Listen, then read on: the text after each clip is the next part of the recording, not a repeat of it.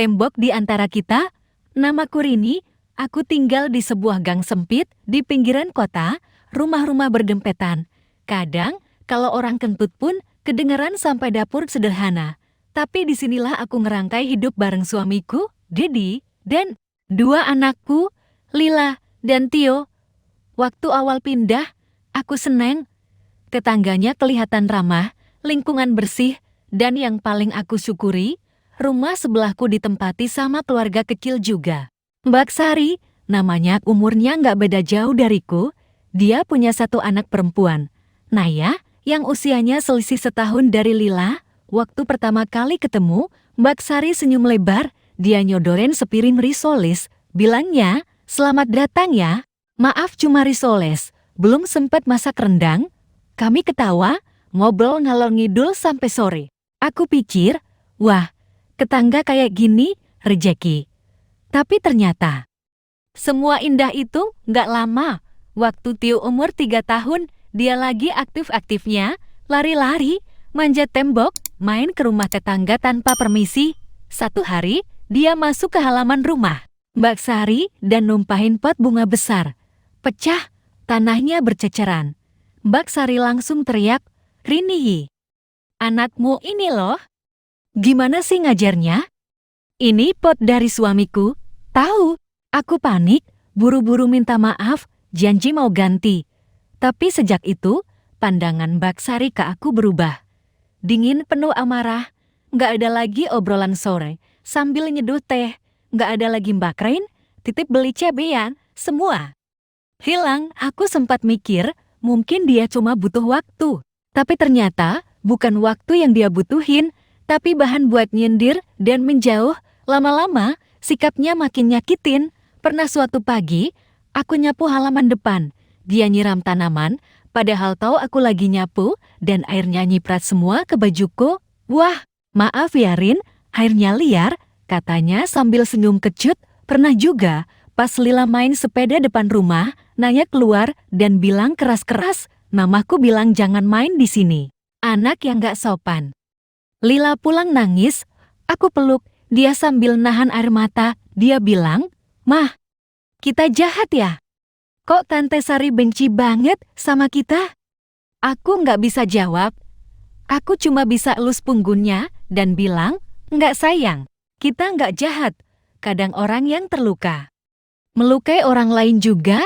Lambat laun, hubungan kami bukan cuma renggang, tapi nyaris musuhan. Tiap ketemu, kami saling diam. Kalaupun ngobrol, cuma seperlunya dan dingin kayak lemari es. Aku pernah coba minta maaf lagi. Aku datang bawa kue, senyum walau hati rasanya nyesek. Tapi dia cuma buka pintu, lihat aku dari atas sampai bawah, dan bilang, "Nggak usah basa-basi, Rin. Aku sibuk." Aku pulang sambil gigit bibir. Di dalam kamar, aku nangis diam-diam. Dedi tahu, tapi dia nggak banyak ngomong. Cuma peluk aku dan bilang, "Sabar ya, nggak semua hati bisa dilembutin dengan niat baik. Tapi niat baikmu tetap nggak sia-sia." Tapi jujur, aku capek banget. Rasanya kayak jalan tiap hari sambil bawa karung berisi batu. Waktu lebaran datang, aku mutusin buat gak nganter makanan ke rumah Mbak Sari. Aku takut ditolak lagi, takut dianggap sok manis, tapi ternyata justru itu yang jadi bahan omongan. Dia ke tetangga lain, "Rini itu ya, baru punya mobil satu, udah sombong, tetangga sebelah aja nggak dikasih opor. Padahal dulu dia sering numpang bumbu." Aku dengar itu dari Bu Nani, tetangga sebelah rumah, rasanya pengen jerit. Padahal aku cuma nggak mau nambah luka di hati. Hari-hari berlalu, tapi rasa sesak itu tetap ada. Rumah yang deket, tapi hati kami berjauhan sampai satu malam. Jam 9 malam, hujan deras, petir nyambar-nyambar. Listrik padam. Aku lagi duduk di ruang tamu sambil mijit kaki. Tiba-tiba terdengar jeritan dari luar. "Naya, tolong." Aku kaget, buka pintu, dan lihat Naya berdiri di tengah hujan, basah kuyup, mukanya panik. "Tante, Mama jatuh." Aku lari tanpa mikir, masuk ke rumah yang udah bertahun-tahun aku jauhi. dan di situ aku lihat Mbak Sari tergeletak di kamar mandi, kepalanya berdarah, nafasnya ngos-ngosan, nggak bisa diam. Tolongin Tanti ya, nak, bisiknya. Kenayan aku peluk Naya, lalu angkat tubuh Mbak Sari semampuku, Dedi nyusul, kami bawa dia ke RS. Malam itu, aku duduk di ruang tunggu EGD sambil ngerangkul Naya yang gak berhenti nangis. Badanku gemeteran, baju basah, tapi hati ini kayak disiram sesuatu yang aneh. Campur aduk, beberapa hari kemudian, Mbak Sari sadar. Aku ragu buat masuk, tapi Naya bilang, tante masuk aja. Mama pengen ketemu, aku masuk dan lihat dia di ranjang, lemah, pipinya cekung. Dia tatap aku lama. Lalu tiba-tiba matanya basah. Rin, maafin aku. Aku jahat banget sama kamu. 5 tahun kita musuhan. 5 tahun aku jadi orang yang gak kenal maaf. Aku gak tahan. Air mataku jatuh. Kenapa, Mbak? Kenapa harus sejauh itu? Aku iri, Rin. Suamimu baik, anakmu sehat, rumah tanggamu utuh. Aku pernah hamil 3 kali keguguran, sebelum Naya, aku stres. Suamiku jarang di rumah, dan aku butuh tempat marah. Yang paling gampang, ya kamu. Aku nggak bisa jawab, aku cuma pegang tangannya, erat lama di situ aku sadar, luka yang dia bawa.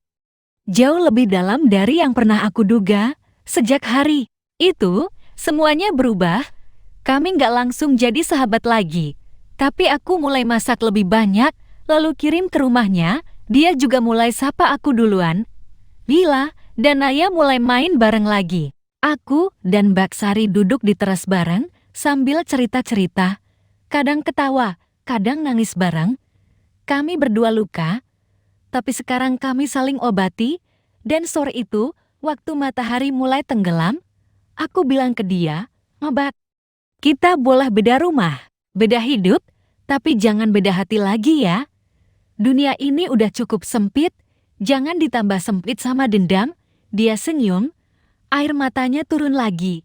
Ya, Rin, tembok di antara kita udah cukup tinggi kemarin, sekarang kita robohin bareng-bareng. Ya, aku percaya. Kadang Allah pakai cara paling menyakitkan buat ngajarin kita tentang maaf, tentang kasih sayang, dan tentang luka yang bisa sembuh. Asal kita mau mulai duluan, dan sejak hari itu, aku nggak cuma punya tetangga, tapi juga saudara.